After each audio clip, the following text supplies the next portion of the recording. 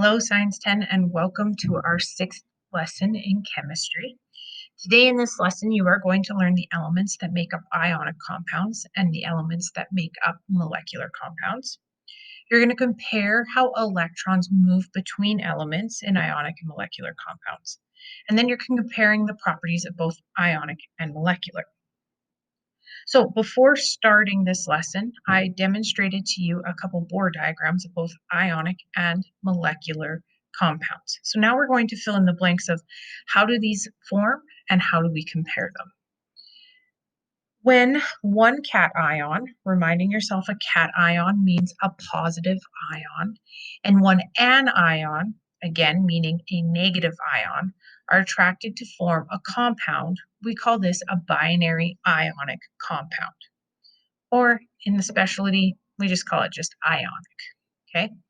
An ionic bond is when we have opposite charges being attracted to each other. So the metals, which are positively charged, and nonmetals, which are negatively charged, are actually going to be attracted to each other and bind together in a compound.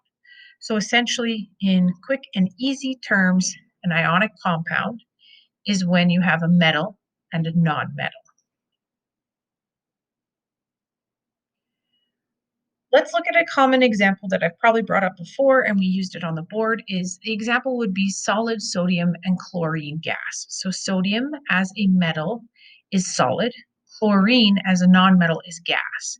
And when you put them together in their, and you can see they're in their ion forms, these two ions are attracted to each other because they have opposite charges. Now, one thing that's really important to remember about ionic compounds, and I will have to ask you this question over and over again, is how are electrons passed between a metal and a nonmetal? So what's happening in an ionic compound? In an ionic compound, electrons are not shared. They're not sharing electrons and being kind to each other, but instead, electrons are moved from one to the other, or what we call transferred. So we say the metals transfer their electron to the nonmetals. All right. And this should make sense because if you think about it, metals are positively charged, meaning when we talked about ions, they lost a negative charge, they lost an electron. And most nonmetals are negative, meaning they gained some sort of electron along the way. So it makes sense that in an ionic compound, we transfer electrons from metal to nonmetal, because when we look at the ions, we can see that's clear because one's positive and one is not. Another important thing to remember is when you have um, an ionic compound making a bond, it forms in something that we call a crystal lattice structure. It's a regular repeating pattern. So for example, this is what sodium chloride would look like, all right? Repeating structures where sodium is attracted to chlorine and chlorine is attracted to sodium.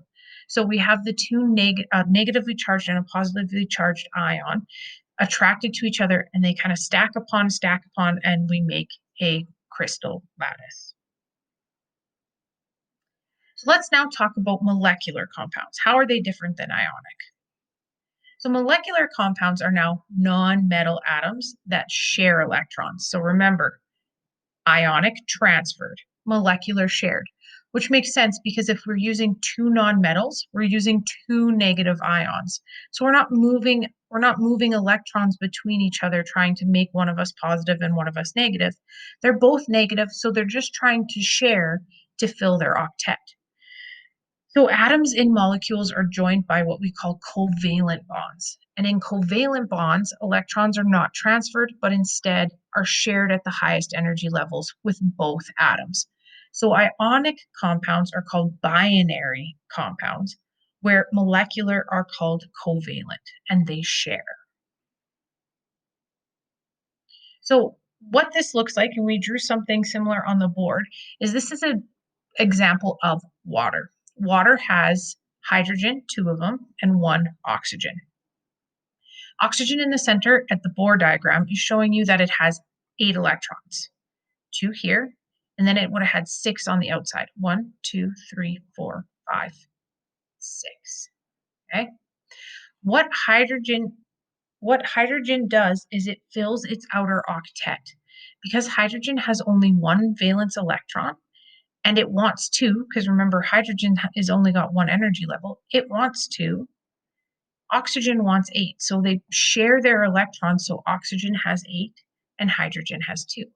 So this is called a covalent bond forming when they share those electrons. One electron and pair comes from one of each of the atoms. Okay. A double covalent bond forms when two atoms share two pairs of electrons. And that's something we'll look at here in a tiny bit. So when you have a double bond, we call it, it's when they're sharing multiple pairs of electrons. Now, unlike ionic compounds, molecular compounds do not form in a crystal lattice. Okay. Instead, they set up in individual units that we call molecules. So if you think of H2O water molecule, it's a distinct molecule with oxygen in the center, hydrogens on either side.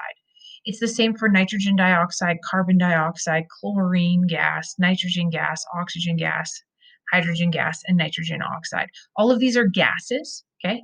And they exist with covalent bonds bonding them together as they share their electrons between. Now, these guys up here are a little bit unique. We call these guys diatomic, meaning they bind to themselves. And we're going to talk about that more when we start talking about multivalent and polyatomics, ionic compounds and molecular compounds, naming and stuff.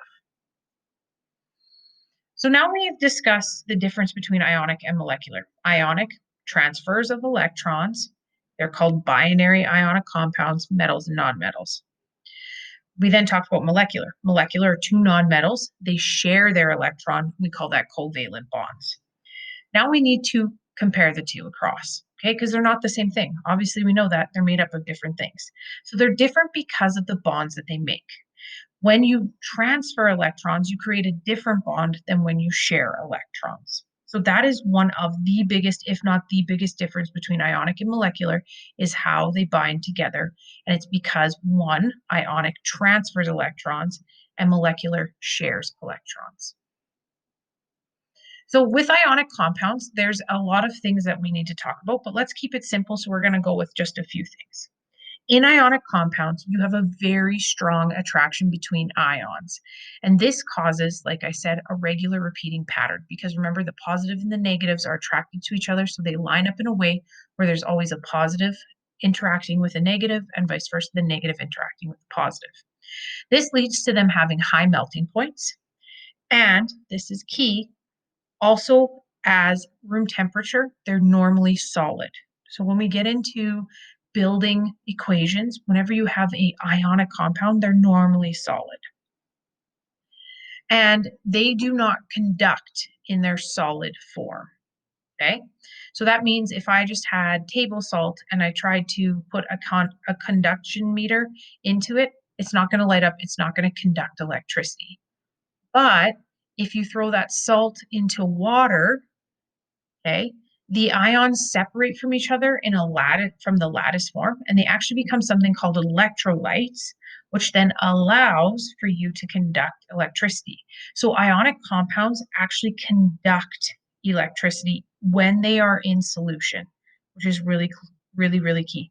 They will only be conductive when they are in solution. So molecular compounds are a little bit different. They have strong bonds within the molecules. Okay, so like oxygen and hydrogen bonded together within the molecule is strong. But if I have multiple molecules of water in one area, the bonds between all of those, not super strong. They tend to have pretty low melting points and very high decomposition temperature, meaning breaking down at higher points. They do not conduct electricity. Unlike ions in solution with ionic, these guys do not let go of their ions. So when you've got water, water is water. It's not releasing hydrogens and oxygens. It stays as a molecule. So because it stays in a molecule and there's no ions available, it's not conductive. Almost all molecular compounds do not conduct electricity. So we call those non-electrolytes or non-electrolytic. So this chart right here, ladies and gentlemen, is going to be the chart that I am going to ask you the most about. So we're going to actually do what I call a drawing quiz on this, where I will give you the chart empty and you have to fill it in. And it is for practice because it is super important that you know the difference between ionic and molecular. Now you'll see on my table, I threw a little twist at you. I called it covalent, reminding yourself that molecular is covalent, ionic can be binary. So in comparing across, we can see that the elements for ionic are metals and nonmetals, where covalents are two nonmetals, or the moleculars are two nonmetals. The electrons are transferred from metals to nonmetals in ionic, where they're shared between the two nonmetals with molecular. Conductivity means, does it conduct electricity? Ionic is yes, molecular is no. Their structures are important because this is what allows for the conductivity to occur. The crystal lattice will break down into its ions in solution to allow for conduction, but at room temperature, not in water, they are solids. So think salt is solid, and they form a crystal lattice. Where molecular has very distinct molecules, such as H2O, CH4, and a couple others that we'll talk about. Solubility. Most ionic things are soluble in water, again, because as it dissociates or as it breaks apart into its ions, it can conduct electricity. Most molecular things are not soluble in water. Their melting points and boiling points also differ in the sense that ionic tends to have high melting points and high boiling points, where molecular is the opposite with quite low. So today, in this lesson, a couple things you should have learned. What elements make up ionic compounds? What make up molecular? So metals and nonmetals and nonmetals and nonmetals. How do electrons move between ionic? They're transferred. How do they move between molecular? They're shared.